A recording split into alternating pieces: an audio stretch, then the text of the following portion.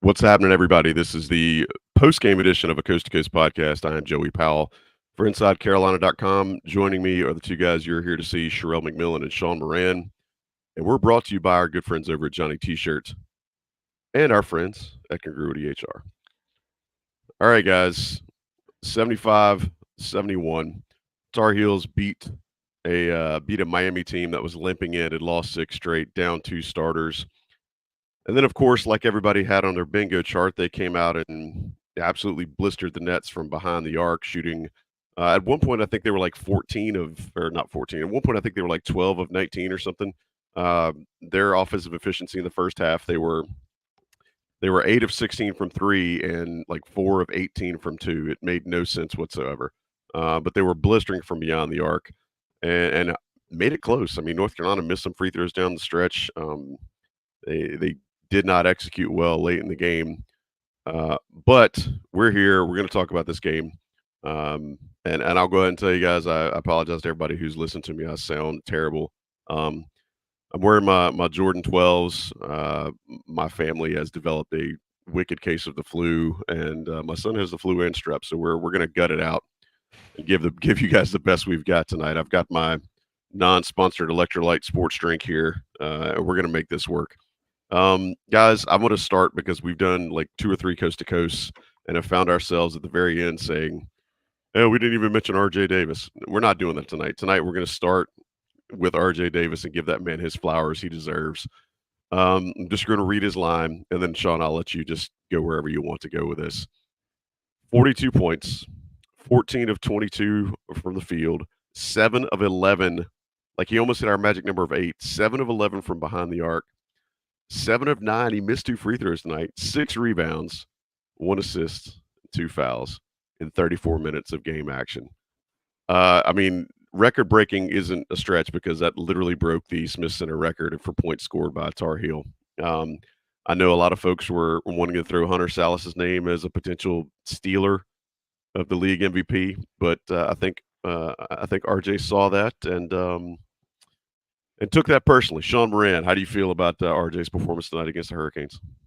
I mean, it was an incredible performance, and much needed given the way the game ended and how everybody else played. But coming out of the UVA game where he struggled, probably one of the games he struggled in the most with Beekman guarding him. It was nice to see him come out early, hit some shots, and when he hit those 2 threes, you pretty much thought the game was over, up double digits with under 4 minutes to go, and then here we are about an hour later. But he's been having a tremendous season. We've been saying enjoy it as you're getting to watch him, and it's really fun just watching him play. But every point was needed once again, especially given his effort. And then you look at how everybody else played today, but it all came together at the end with a win. Sherrell, I'm going to actually ask you to talk about the flip side of that, which is no other Tar Heel in double figures, and not something you would expect to see at a home game, this late in the season. I know there's only so many points to be scored, and there's only one ball, but does it concern you that nobody else had double figures tonight? Oh yeah, I think the last 5 minutes were as bad as your voice right now. Like that's kind of what it looked like. It was pretty rough.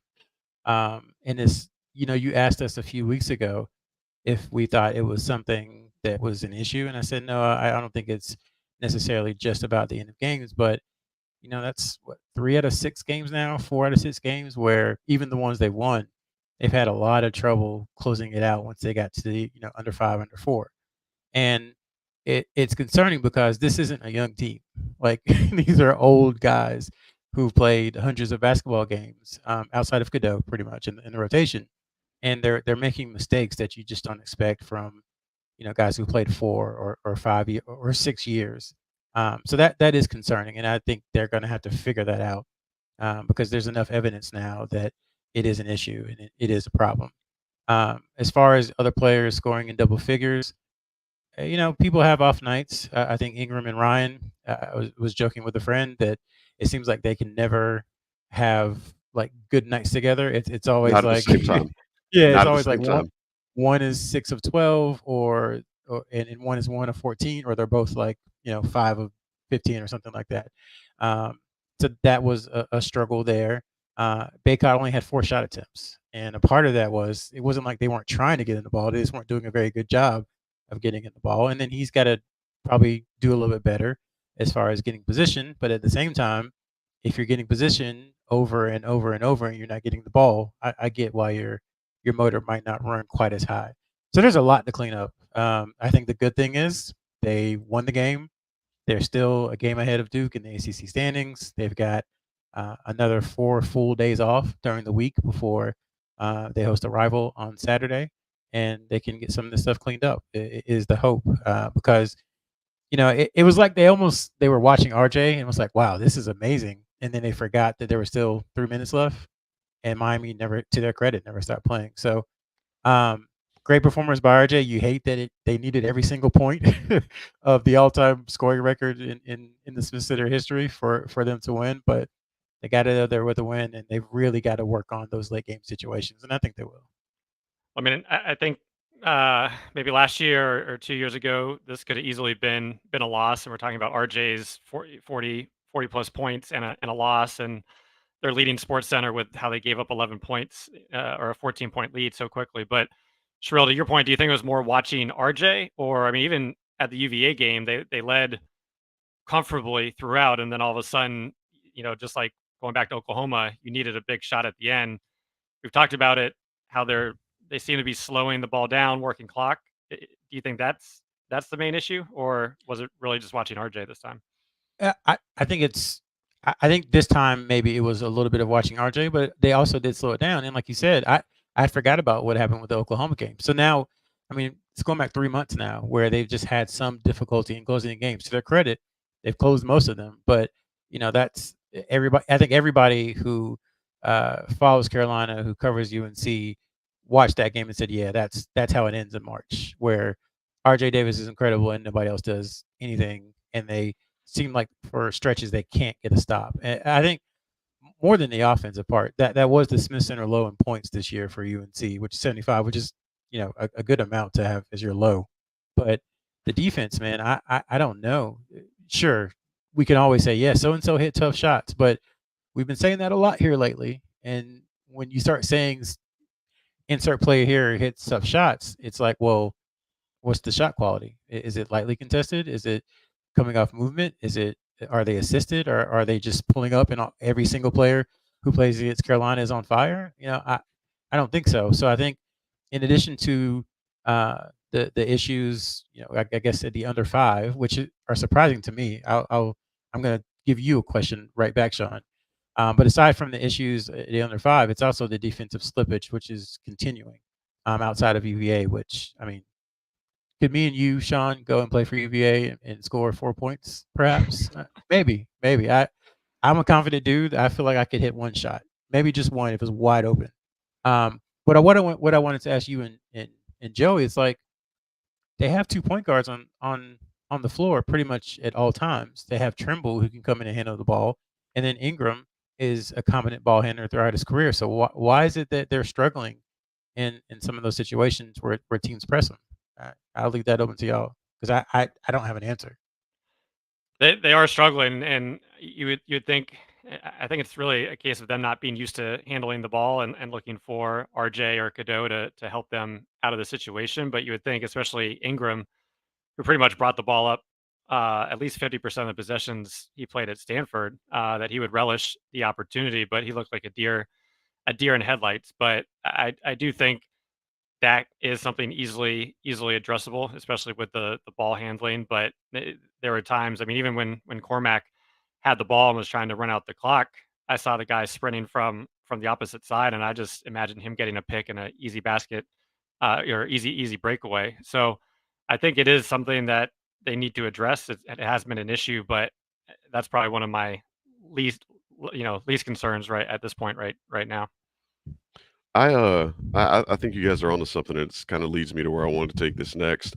I have never been a proponent in any sport of taking the air out of the ball. I've always felt like, playing not to lose is going to get you beat. I worry about this team when you take the air out of the ball deliberately and make them start thinking more.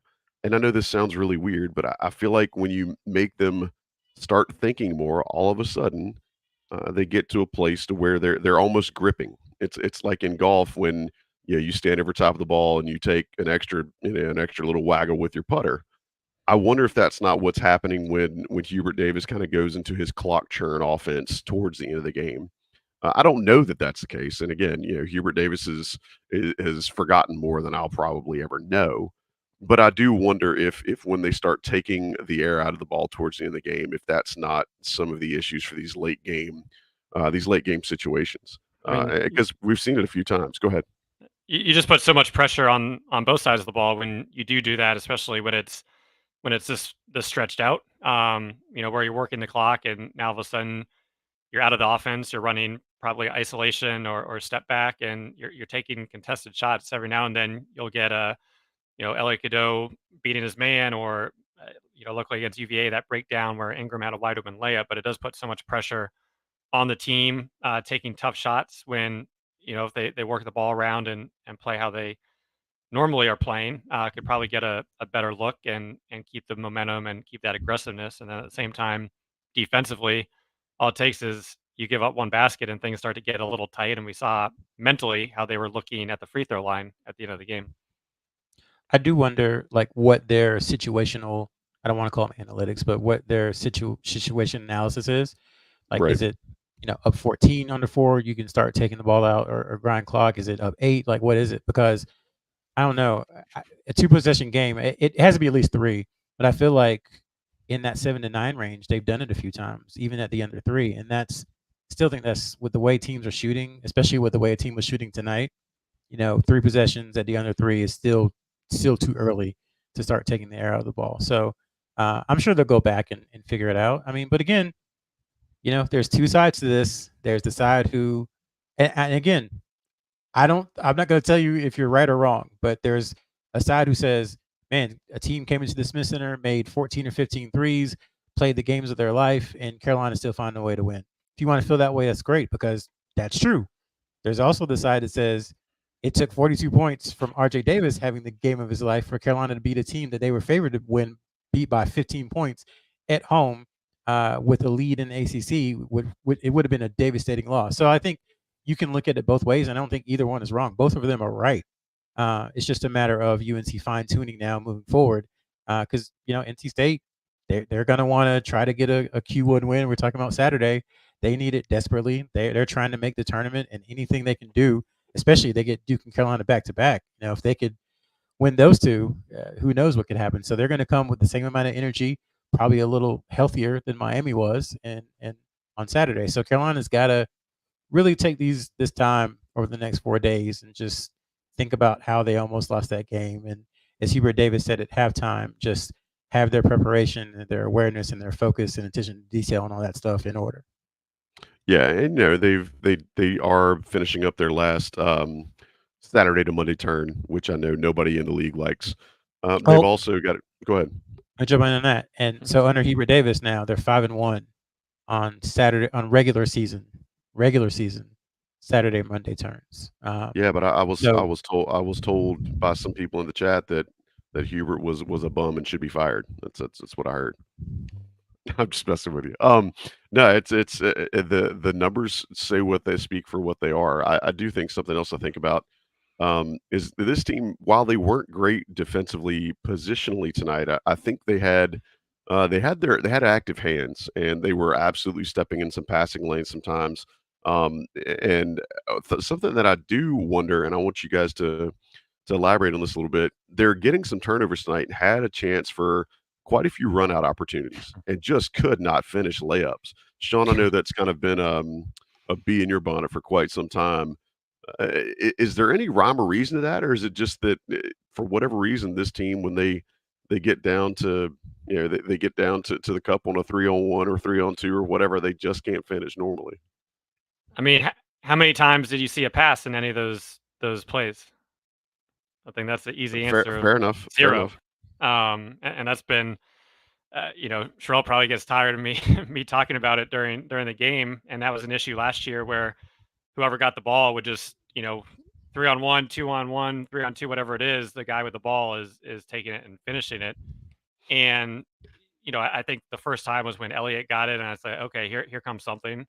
They did play good defense on that one, kind of blocked out Armando from a lob or something like that. He was definitely being a little too casual, but you just hit the man early on. Hope you get it back. Just some of the Dean Smith principles. But it's really frustrating to watch that transition play when you have an edge and there's just no passing. It doesn't matter who it was, Cormac, RJ, Cadeau, Ingram, etc. So it's frustrating, and it goes against how they play in the half court in terms of moving the ball and being together. So would like to see that fixed. I don't know what the answer is because we have seen it at times, but this has definitely been something I hate watching over the last few years.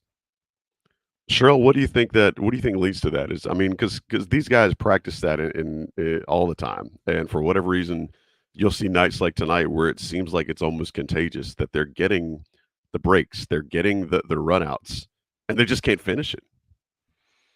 I don't know. I think part of it is you start pressing because you see that the person before you missed one, and the person before him missed one, and it's like, well, I've got to convert. And sometimes it's just easier to just back things out. But I think they are taught to be super aggressive going to the rim, and sometimes Carolina's players, and folks don't want to hear this, but they do go to the rim expecting a foul call, and you can't do that. Like it'll likely come, especially when you're aggressive, but you can't go with the sole objective of getting fouled. That's not the way it works. Your objective should be to try and score. I think once or twice a game that happens for UNC, so that's part of it. But all in all, again, people are gonna get on me. I don't mean to be like this, but it's like stuff happens. Yeah, it's a long college basketball season. There are a myriad of different results, and there have been so many times over the last 5 years where we've done this podcast where this game ended 75, Miami 75, North Carolina 71, and it's been like, well, what can they do? And now the shoe's kind of other foot, and I think we've all been we've all have enjoyed how they played this year, and the standard has been reestablished, I think, for what Carolina basketball should look like. And with that reestablishing of the standard comes, I guess, demerits when they don't reach that standard. The And tonight they prisoner of didn't the reach it. moment ish. Yes. Yeah, and again, I'm not getting on people. I'm not holier than thou. I'm not virtue signaling or anything like that. But I do try to keep that in perspective because it's been a rough few years for UNC, and right now they're in first place in the ACC. They've got 22 wins. They're going to be a 2 seed or potentially a 1 seed. So overall, it's good. Tonight was not the best outside of RJ Davis and someone we haven't given props to yet, Jaylen Withers. Don't But go besides stealing my that, material, bro. Don't yeah, steal but my material, bro. yeah, but besides that, you'll take a poorly played win over or a pretty loss like any day of the week. Like somebody just responded to me like, Sherrell, that wasn't a win in quotations. I'm like, yo, get out of here. Like, It what are we absolutely isn't. doing? Like, If, if what are we counting yeah, for? yeah, if the point isn't if the point isn't to have more points, like then what are we doing? Like, I understand that there were stretches where they didn't play well, and it was frustrating, but they won the game. So Yeah. again, I go back and forth to this. I'm sorry to keep bringing it back up, but both sides are correct. They can play better, but they also achieve the objective, which is to have more points than the other team. Yeah, I'll never understand the I appreciate these 780 some odd folks that are here watching this. I appreciate them being here. I will never understand the need to be mad all the time. I'll never understand the need to be frustrated at something after every single outcome.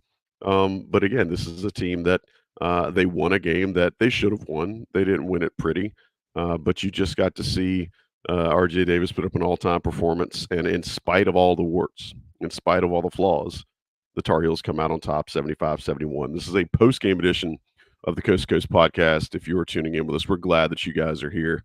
And again, like, so folks want to talk about Cormac Ryan right now. He had a terrible shooting night after shooting really well for the last 4 games. But I'm not sure, again, he had one bad shooting night. So now you're going to forget the last, you're going to forget the 4 before that. It's hard for me to understand the knee jerk reactions Something that is easy for me to understand is Johnny T-shirt. Johnny T-shirt is consistent. Johnny T-shirt, Johnny T-shirt will hit their free throws when they need to. Johnny T-shirt will give you 42 points one night. Maybe that's it. Maybe RJ Davis found out that you can get some RJ Davis NIL shirts at Johnny T-shirt and was like, hey, I'm going to go off tonight. And I'm going to do it for my friends at Johnny T-shirt. We appreciate Johnny T-shirt sponsoring Inside Carolina content, sponsoring this here show. Make sure y'all check them out. Johnny T-shirt right there on East Franklin Street in Chapel Hill, or johnnytshirt.com. Use your 10% discount you can find on the premium message boards, and they'll take care of you. We're glad that they're sponsoring this here show. All right, Sherrell tried to walk us into it a second ago. Jaylen Withers gave North Carolina some great minutes tonight. And, you look at it, if you're just a person that looks at the stats and says, okay, well, he had 4 points, 1 for 3 field goals, and 4 rebounds. But he played 12 minutes, and he was so incredibly active. One of the things that's kind of earned some trust from Hubert Davis for Jaylen Withers is his ability to cut. And he was slashing tonight, both with and without the ball. There was a time earlier in the game where there was a foul called, and I thought he was going to get a layup, but he didn't even get the shot off because the foul was on the floor. And then again, he hits the 2 free throws at the end just to ice the game. So, Sherrell, I'll let you talk a little bit about the young man from Charlotte. Just really not a gaudy stat night, but he contributed very effectively in the 12 minutes that he played. Sure. And what I like about it is that 12 minutes is just about right, because when you play him more, there's a risk of overexposure and some of the flaws maybe come out. But what he did tonight is what I think they envisioned him. It was the perfect, kind of game that shows the role that they had for him, which is energy guy, great defense, rebounding, and making sure he gets out on the fast break. There's a couple times where he didn't get the pass on the fast break, but he's definitely sprinting down the court. So I think they should take this tape of him, and when they have their individual meetings over the next couple of days, say, look, Jaylen, this is it, man. This is what they need from you. This is you grabbing the game sealing rebound, saving a lot of things, potentially a 1 seed, potentially, the ACC regular season championship, all that stuff. You saved that with a rebound.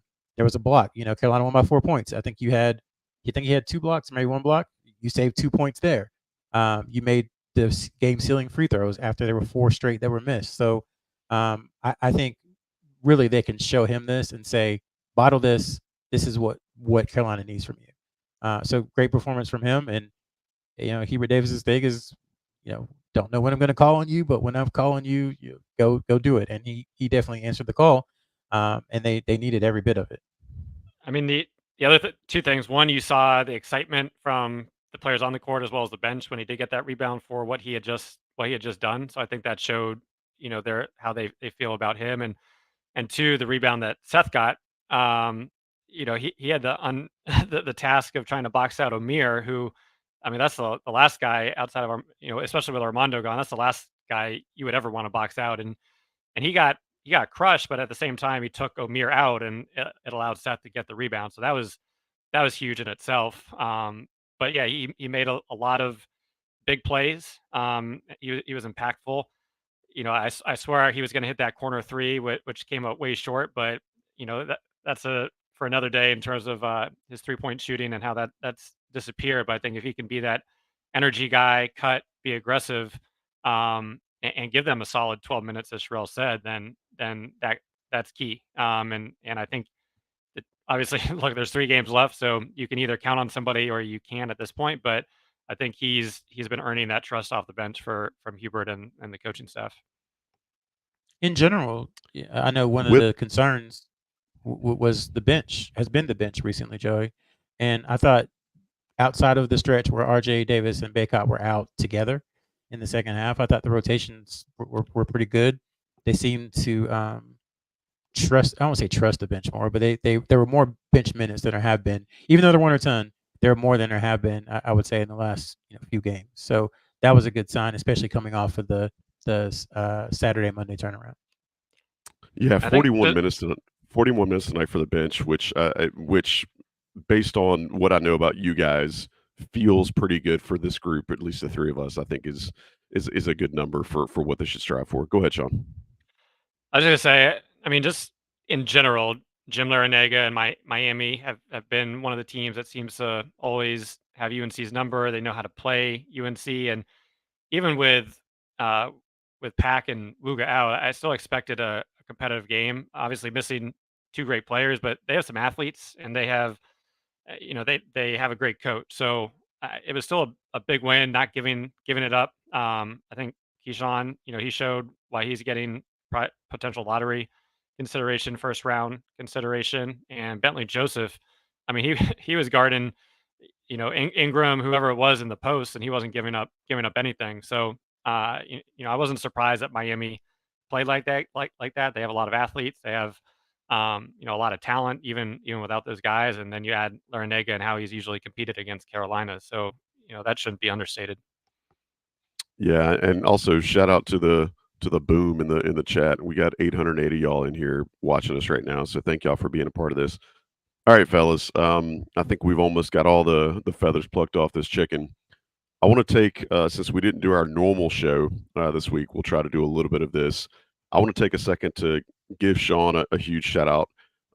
Sean is coming back from a double eye transplant after watching Virginia play basketball on Saturday, and has somehow rebounded to make his way to do the show tonight. So I'm just thrilled at his moxie and his internal fortitude to get back and play tonight, despite having lost all sight about 5 o'clock in the evening our time on Saturday. Truly felt like I was in the Big Ten for that game, but it was nice to get out of there, even though it felt like it should have been a 20-point game. Man, that was that set basketball back sometime. All right, so let's get down to our 2 cents. It's brought to you by our friends at Congruity. We want to make sure we do give them some love. Congruity is just a great supporter of Inside Carolina. If you're a small or medium-sized business, you've heard me say this 1,000 times. Hit them up. They're going to tell you how they can save you some money on your human resources and administrative side of things. If you've ever heard of PEO, they are absolutely the kings in the PEO world, and they will absolutely take care of your business so that you can focus on the stuff that doesn't, bleed your time dry. They want to help you focus on spending time on the things that make you money, things that make you profitable, make your business more attractive and more successful.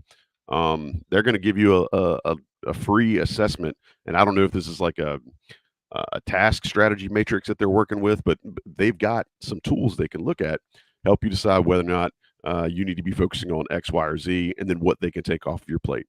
Use, if you go to this special website, congruityhr.com/Tar Heels, they will give you that free estimate and go in and take a look and assess what you have going on at your business, see how they can help you out. So we appreciate all that Congruity brings to the table. congruityhr.com/Tar Heels. We're grateful for them. Guys, let's go ahead and do our 2 cents. And then we'll see if we got time to take a couple questions before we get out of here. So, Sean, give me your 2 cents before we start answering some questions. Good one. Don't have two right off the bat. I mean, I think one, especially as we are close to getting into March, which is crazy to say. You want the team playing at their peak, playing as perfect as they can. That's still obviously far from the case over the last 3 games, having their worst offensive performance against UVA, their worst defensive performance against Syracuse, but also their best defense performance against UVA. So there's still a lot of fluctuations going on. As Sherrell talked about, if Ingram and Ryan could ever get going together, it's always been one or two, and everybody else has kind of fit in. Then, I think we could see their ceiling. Right now, obviously worried about a first round exit, but besides Ryan today, he didn't play. He obviously shot the ball extremely poorly. I did like it how he was sitting next to Marcus Page. I felt like Marcus was telling him, "Hey, don't settle for the 3, just attack," and that's what he did to get one of those baskets. And Ingram keeps coming up with big plays, but he really needs to be more aggressive on the offensive end, looking for his shot and finding ways to affect the game offensively. But he has been getting the rebounds, getting the steals. So hopefully they can all put it together, because once again, it doesn't matter how you're playing right now. Every weekend's different in March. And in terms of the other one, just got to go with RJ once again, coming off of that performance. I know Reese Beekman with that length, he gave Caleb Love a lot of difficult times last year, and that extended to RJ as well as him forcing it a little bit on Saturday. But it was nice to see him bounce back. And going back to the preseason, all the conversations of, hey, let's just let RJ do what he does best. And luckily we've been able to watch that. And I mean, the shooting numbers and how he's playing have just been astronomical, and probably something we won't be seeing, for quite some time. So definitely enjoying the RJ show that he's been putting on. And man, what a show that was tonight, dropping 43 against Miami. I'm sorry, 42. Yeah, he missed that last free throw because apparently that was contagious. Sherrell, give me your 2 cents, sir. Brought to you by Congruity. First one, to the point about Harrison Ingram and offense, 1 of 10 in his last 3 games from 3. So again, it's like they just can't get everybody going at the same time, as Ryan is kind of increasing as a shooter and Ingram is kind of decreasing as a shooter. And we said all season, if they can meet at like 36%, that would be great, and they're on track. I think Ryan was up to 33% before the game, and Ingram was at 40. So it could happen. 2, so RJ Davis is just a weird stat. So RJ Davis 1-3 against Virginia, and then 7 tonight against Miami. So he's got 90 on the season. It's wild because there's only been 8 players in Carolina history that have made 93s in a season. 3 of them were on the same team, which when you start to think about it, like, man, that's insane. But Brady Manick, Caleb Love, and RJ Davis are 3 of the 8. So just a little stat there. RJ 15 away from tying Justin Jackson's single season record with at least 5 games left. So it should be pretty close, especially if they play more than the minimum amount of games. There's that. And then last thing, we'll have more up on the site this week, but February is about to turn into March. And with March comes our favorite phrase that I cannot say, that I'm going to say very, very slowly. But the transfer portal opens in about 2.5 weeks. So we'll have something on that this week, but it's already, as it starts to get into the NCAA tournament, it's time to start thinking about that too. Yeah. So I appreciate you guys both giving me 2 very perfectly polished pennies to wrap this part of the show before we take some questions. And someone asked in the chat earlier about how good of a 3-point shooting team is Miami. It did seem like they were way above their depth tonight, but they averaged shooting about 36% from 3 for the season, and they've made 239 of them all year. So they can get hot. I know they were without Poplar and Nigel Pack tonight, but it's not a bad shooting team. They ended up finishing almost 50% from the field, 14 of 30 from, I'm sorry, almost 50% from behind the arc, which, 14 for 30. I don't win you a lot of ball games, but it did not win them one tonight. All right, let's take a couple of questions before we have to get out of here. I'm crashing quickly. Thank you guys for putting up with me, and Sean and Sherrell for carrying as always. All right, first question from @ColdAscending in the chat. Why was Miami so successful with the press at the end of the game? Sean, I'm going to throw that to you first because you kind of dabbled into that answer a little bit earlier, but I'll throw that to you now. I mean, I think they just caught UNC a little bit frazzled. Obviously, UNC has dealt with the press before. Miami, they're long, they're athletic. It shouldn't have happened, but I do think UNC, especially going up after those RJ threes, mentally it had put the game away, and sometimes it can be hard to just get back physically and mentally at that point. And I think Miami just had them frazzled today. Sherrell, I'm going to ask you this not the one. most scientific of answers, but It's all right, man. I'm not asking you not asking you to show your work. Sherrell, should free throw makes versus misses be a concern? From Katie Bird in the chat. Yeah, I think so. We've seen Armando Bacot has been at 80% all year, so you think maybe this is just an off night for him. But RJ Davis has slipped some. I think Brian Ives, stat guru at ESPN, think he said he's missed one in like 7 or 8 straight games. So it's a thing now. Even though he makes more than he misses, it's a thing. We know that Cadeau had struggles throughout the season from the free throw line. They've seemed to have calmed down a little bit, but he's had struggles, and we know Ingram has struggled for a lot of the season too. So outside of I guess Ryan, Davis, and to some degree Baycott, you feel okay. But then with Ingram and Cadeau, it's you're just not sure.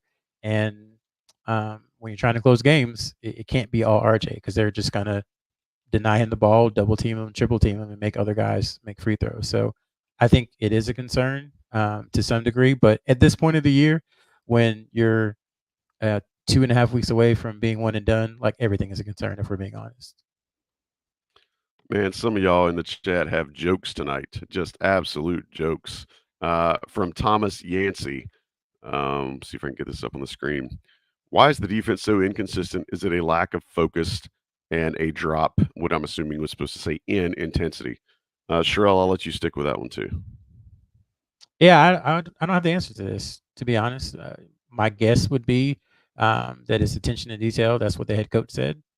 So you have to assume that he has kind of a beat on the team, and that's what it is. I don't necessarily think it's a drop in intensity. They seem pretty dialed in the whole time. I think it's just, if you don't run through a screen a certain way, if you hedge just a couple inches too far, that's the difference in winning and losing at this level of basketball is inches. It's not huge gaps. These guys are all talented. So I would say, to me, it just seems like a lack of focus and attention to detail.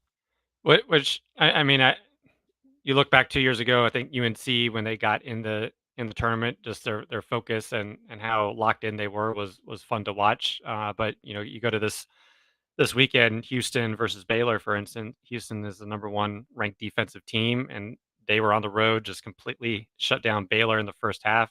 Man, this defense is incredible. Baylor can't even do anything on this, and then all of a sudden, boom, 44 points in the second half, and it goes to overtime. So it is definitely hard to do, and that was something as you're watching both the first half and second half. You say, man, this game should not be close. UNC, they know they're the better team, and they're playing like it a lot, and a little too casual. So once again, can that be turned on and off to an extent? But you definitely want to see it a little more locked in, especially at home and especially at this point of the year. This statement is not scientific at all, but it's just based on misojos. Sorry, misoyos. I I think that North Carolina plays better defense when the tempo is sped up. I don't. I think it's partially because the possessions aren't as long, but I think they are more engaged on both ends when the game's played like in the high 70s and the 80s. They were on pace to get there until they took the air out of the ball in the second half today. But just again, just one guy's opinion. All right, last question, Sean. I'll kick this one over to you. From Chief Cooney, are lack of second half substitutions a problem? A problem or something we've become accustomed to over the last few years. I think definitely would like to see a little bit more, especially to early on in the second half. But I know until the game's out of reach, Hubert goes with who he trusts. I think Washington could be a great sub. He's got to play just stronger on offense. And Trimble has his moments, and Withers is playing tough at his. So you would like to see them get a little bit more, but at the same time, UNC hasn't been able to lock these teams away. And when they do go out, they give up. They're giving up points. So I'd like to see a little bit earlier, maybe a little on and off in terms of who's coming in and who's coming out, just to spell the guys instead of RJ and Armando out at the same time. But definitely don't want to lose the legs, especially at this point in time. Well, I appreciate the answers, guys, and appreciate the questions from those who watched us live tonight. If you are checking us out later on either YouTube or in your podcast feed, no worries. You can jump in when we do these live. Just hammer that subscribe button on IC's YouTube channel, and then you can get the alerts whenever we're getting ready to do a live show, whether it's us or Tommy in one of the 1,000 shows he does. He's now doing a Monday thing with Scott Forbes, which is nice. If you follow the Diamond Heels, check that out. But anytime North Carolina has a game or has something that is newsworthy, most likely IC is going to have some sort of live coverage on this here YouTube channel. So make sure you subscribe and you can get those updates automatically sent to you. And if you're listening to us in your podcast feed, we appreciate you too. Rate us, review us. We're grateful for all the feedback. It helps us deliver what it is you, our listeners, viewers, subscribers want to hear. But until next time, shout out to Johnny T-Shirt for sponsoring. To all the 800 and plus folks that joined us live tonight. Shout out to Congruity for sponsoring, to Sherrell and Sean, and to John Siegley for producing. But until next time, appreciate all of y'all being here. We'll talk to you very, very soon. I'm Joey Powell. This has been a post-game edition of the Coast to Coast podcast. Tar Heels win 75-71 at home over the Miami Hurricanes. We will talk to you very, very soon here on InsideCarolina.com.